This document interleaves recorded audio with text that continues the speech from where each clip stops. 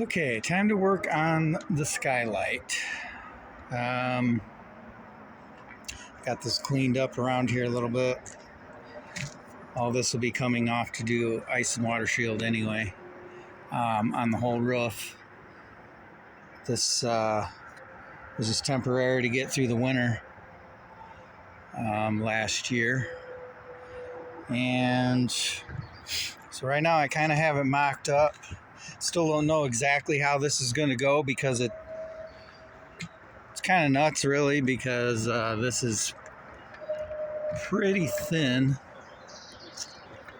So there's a couple of ways this will end up, but what I'm going to start with is this is kind of the trim pieces, and there'll be one across the top there. Obviously it needs to be trimmed, blah blah blah.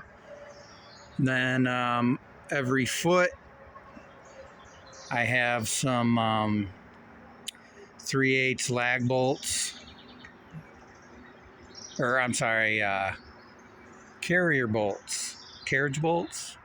I don't know, those flat top mushroom head thingies.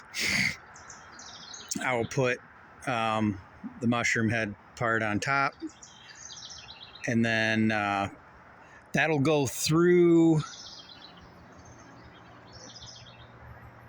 this casing board, what do you want to call it, the 1x4, through the Lexan, through that sheet of OSB,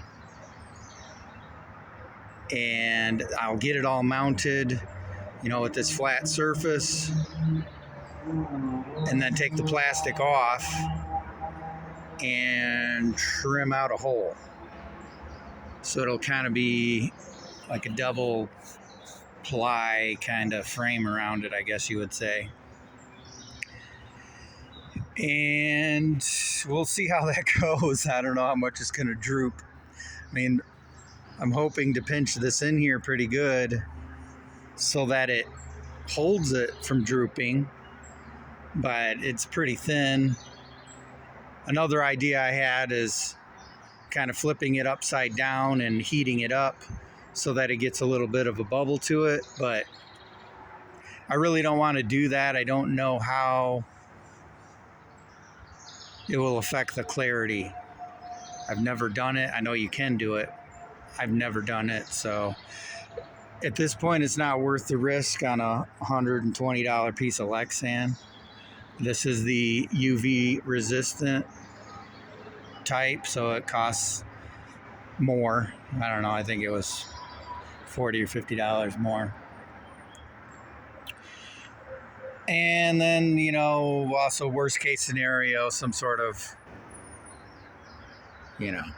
cross beam underneath, inside, that would support it. I don't know. We'll see how it goes. I'm kind of open to whatever happens.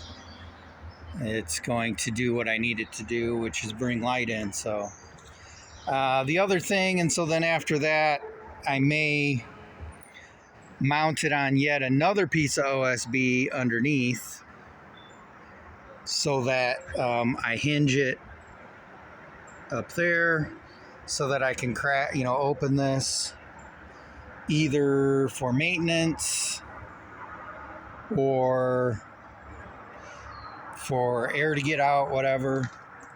My other plan is to put 16-inch on each side here, a 16-inch Eve vents. They're only like $4 or whatever. They got the screen and everything.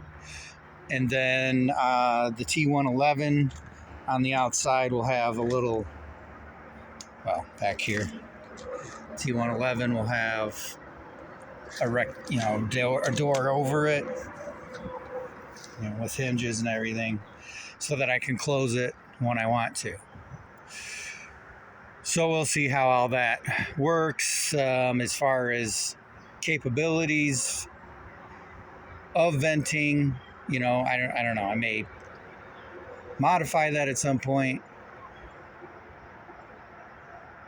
for airflow. it'll just all depend on how it performs.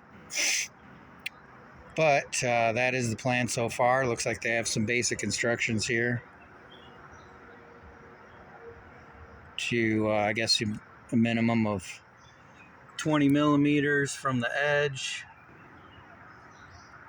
so that it doesn't crack. Obviously, drill it out. Not sure why they have this type of drill bit and that type of drill bit with a circle without a line through it. I guess you can use both types, but I'll be using something more substantial than that. At any rate, hopefully, maybe I should look into that, make sure that won't be too big, but I think this stuff's pretty tough. I think it'll be okay. The main thing is just not getting too close to the edge. So then the other question is how much over an overhang here, because there will be another 5/8 sheet stacked on top of this.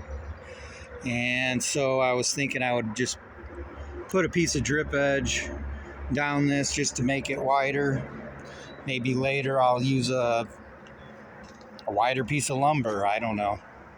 I can always just throw on a wider piece of lumber, a 1x6 or 1x8, 1x12 would be pretty ridiculous, but who knows. I'm hoping just throwing a piece of drip edge on there will be enough, and I won't have to make it a bigger stink than it needs to be.